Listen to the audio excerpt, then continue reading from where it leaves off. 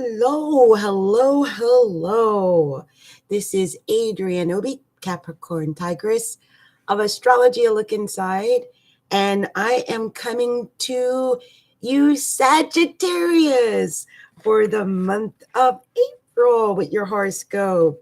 The month of April. Okay, Saggies, I got a lot to talk about and a lot to discover with the charts for April because let's not forget, in sidereal astrology or Eastern astrology, I am a double Sagittarius. And in Western astrology, or at least in my relocation chart for Seattle, I have Sagittarius rising. I didn't even know. But yes, at 0 degrees, very fateful. So I'm really going to pay attention to this, okay? For you, for me, for all Saggies. And should really be for people who have an influence of Sag, so that could be Sun, Moon, Mercury, Sun, Moon, Venus, rising, sometimes Jupiter, especially now. You know, this month Jupiter does go retrograde, Sagittarius. I know no one's happy about that. So what I'm going to say about that, I think it could be a good thing. You know what I'm thinking? How many of you Sagittarius have gained weight?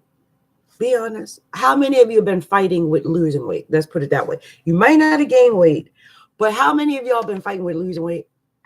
Because I'm going to give you an example of what I'm talking about. So on Facebook, I have a friend who's an Aries. He's a man, but he's an Aries. And this Aries, I'm so upset. He started trying to lose weight the same time I've tried to lose weight. Now, during the last 3-4 months, like let's say the last 120 days or last 180 days, not that long. It's not that long. I would say he started like November, right? So since November, this man has lost 91 pounds. I'm so upset. You want to know how much I've lost? No. I take it back. About 25 pounds. But that's not fair. That's unfair. Anyway, I make a joke about it because over the last month, he's lost like another 30 pounds and I lost 5 pounds. Now, that's what I'm talking about. That's the effect of having Jupiter in the first house. Jupiter makes everything bigger, larger, more, expansive, optimistic, and large, period, just large. And so when Jupiter's sitting in the first house of Sagittarius, whether you have it in your natural, your natal first house or not, in the natural first house for Sag right now, Jupiter's there and has been there. And it has been making weight loss very difficult for a lot of Sag. Now, Jupiter is retrograding as of the 10th. That is we got 6 days. And it's going to stay retrograde until August 11th. So here's my inside tip as an astrologer. If you want to lose weight, Saggies, Sag rising, Sag moon, Sag sun, Sag Venus in particular, and Sag Jupiter, this is it. We've got like this time. This is like our window of opportunity to do it. Do it. So between April 10th and August 11th, tell yourself you're going to do it. That's it. If you've been fighting with your weight, that's it. This is time. Now, I will say this. You might feel a little bit of depression after Jupiter goes retrograde. I mean, my goodness, it's been in the first house, for a while. And you might feel that like a thud, like, wait a minute. Where's all that optimism and joy I was feeling a few weeks ago? Well, it's retrograding, and it's going to retrograde until August.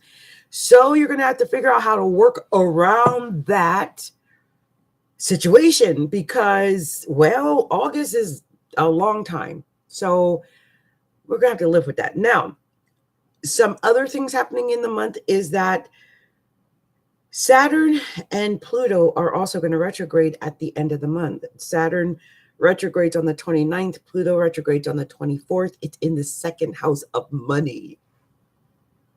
I almost feel bad telling y'all that. Your money. Going to have to keep your eyes on your money. Saturn has not been happy Saturn's never a good place to have in the second house. And I'm upset because this is like I said, I have this setup. So look, when Saturn and Pluto are retrograding in the second house, I'm going to say this. If you've had, say, a year or 6 months or so where you've been like just making money, things have been going full steam ahead on the money, even though Saturn and Pluto have been sitting around in there, then that might stop, because for some reason, whatever it is, it's retrograding. That means it has to it has to review it, revive it, renew it, whatever. And so with these two planets going retrograde in the second house, I'm thinking it's redoing or renewing or reviving or rejuvenating or whatever it's doing. Okay, it's resetting somehow. So if you were going flying high, you're going to stop flying high. Okay, if with the money. However, if the way I think it's been affecting you is the way it's been affecting me,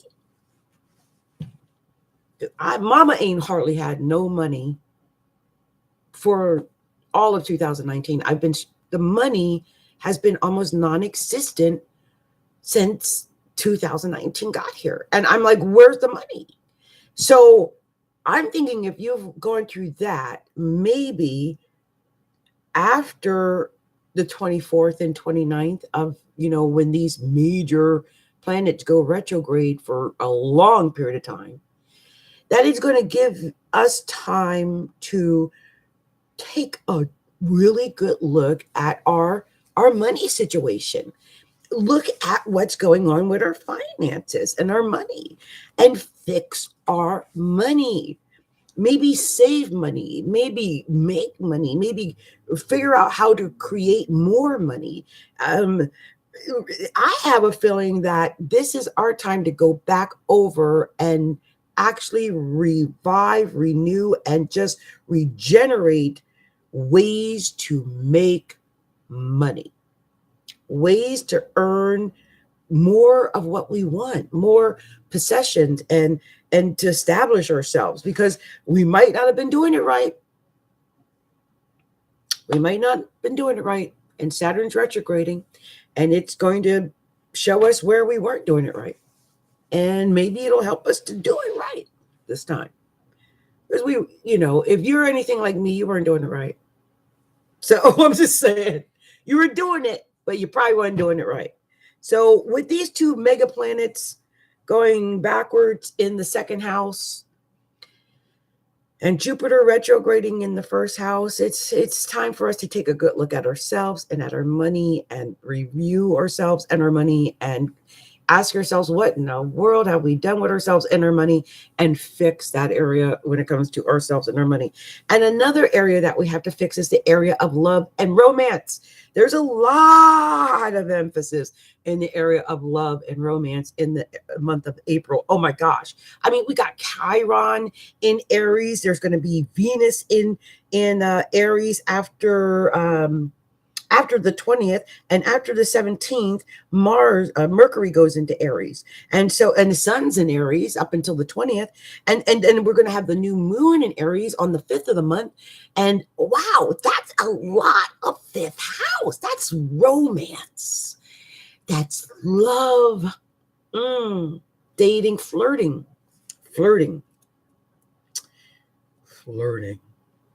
It might get more flirtatious after the 17th.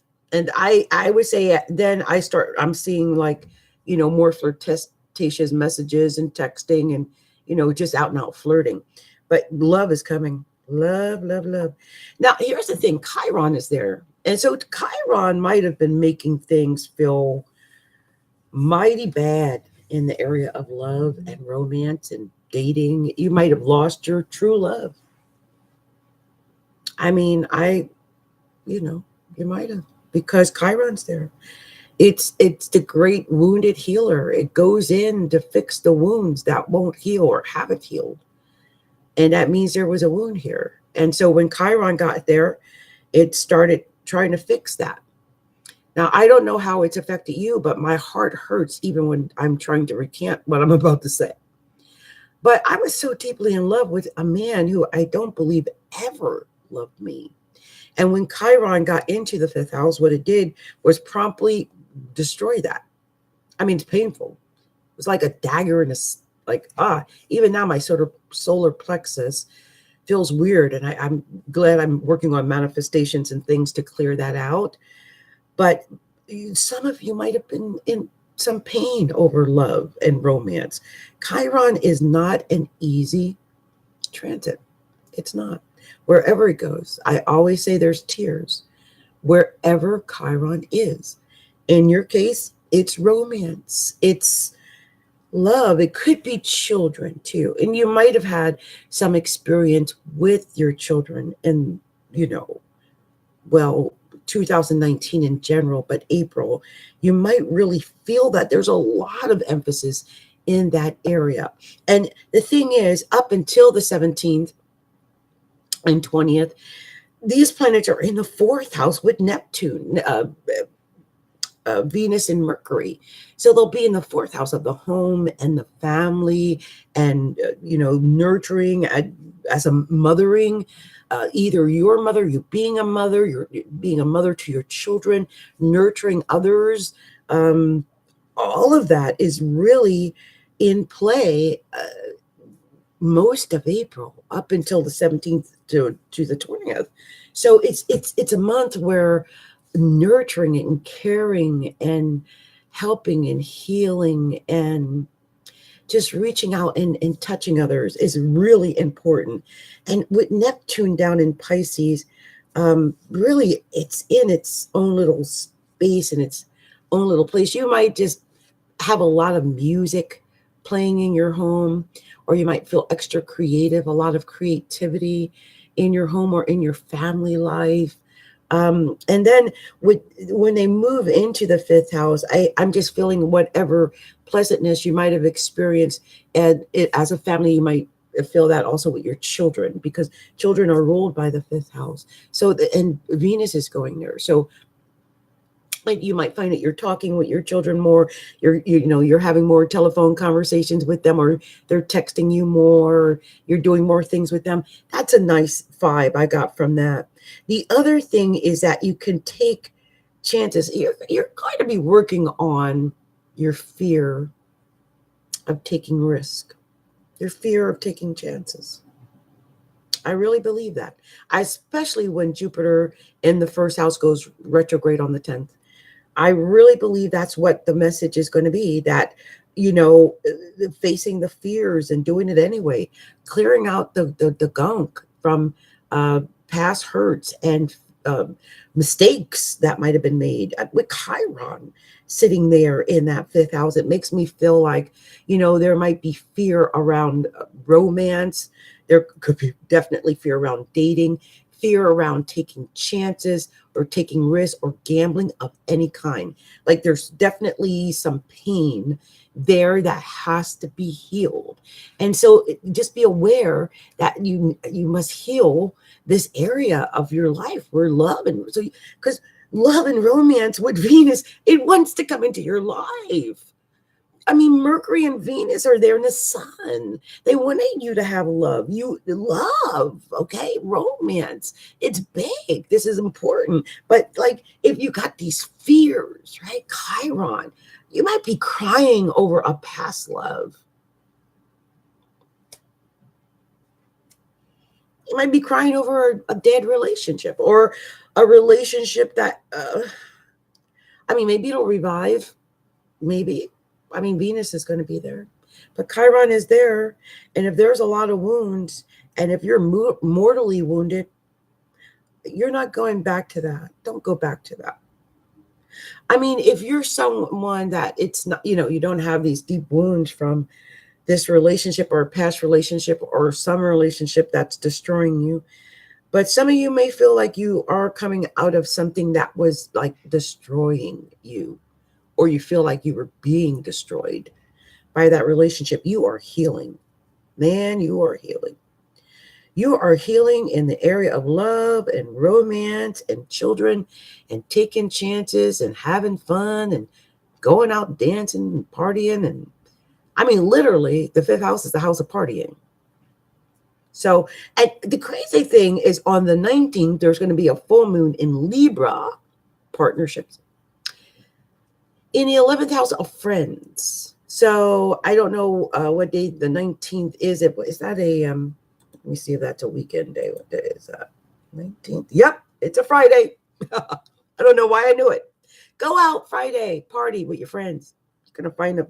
If you're not in a relationship or you want to get in a relationship or you need, you need to heal if you need to heal a relationship, go out on a date on that Friday night. If you want a relationship, go out with friends to, find a potential partner. If there's someone that you think you might want to get with and they're a friend, don't be afraid. Ask them out on a date for that Friday night. That is a night to partner up, and I see good things in your future for romance. Oh, and Gemini, Mars in the 7th house. Yes, yes, yes. There is some romance afoot. I don't know where it's coming from, but it's coming. Oh, now one thing you need to worry about, though, is Uranus is in the 6th house of work and health. So your health and your work might be a little, work on your health. Take care of your health. Like I said, when Jupiter goes retrograde on the 10th, work on losing the weight. Uranus is in the 6th house. It's telling me that if you work on yourself, your physical body, Uranus in Taurus is going to transform you. I swear, you can make miraculous, sudden, inexplicable changes when Uranus is in the 6th house to your health. Now, crazy things could happen to your health too if you're not worried, if you're not taking care of your health. And this could be your work as well. So it can come out either in work or it could come out in health. But you're going to have to be on that. You might find that you have sudden, inexplicable illnesses over the course of the next 5-6 years, and you're like, what's that? So just be aware of this. Work on yourself when that Jupiter is retrograde, so you can reap the rewards when Jupiter goes direct in August. I mean, think about this. You take care of yourself and you work out and do all that stuff I talked about with the 1st house between now and August 11th. By August 11th, you will have the perfect beach body. I swear, I'm not kidding you. I see it. Got goosebumps. Somebody's going to be looking fly by August 11th. Anyway, this has been my reading for you, Sagittarius, for the month of April 2019. I hope you do work out between now and August, because you're going to get yourself just looking so hot. And I hope you have a wonderful Easter, because that's coming up soon. Much love and much light to you.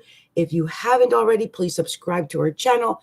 Be sure to like our page, which is astrologyalookinside.com. You can also find me on Facebook at facebook.com/astrologyalookinside.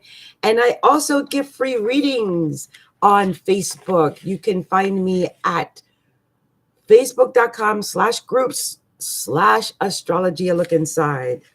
Well, once again, this has been Adrienne, Capricorntigress, from astrologyalookinside.com. Much love and much light to all.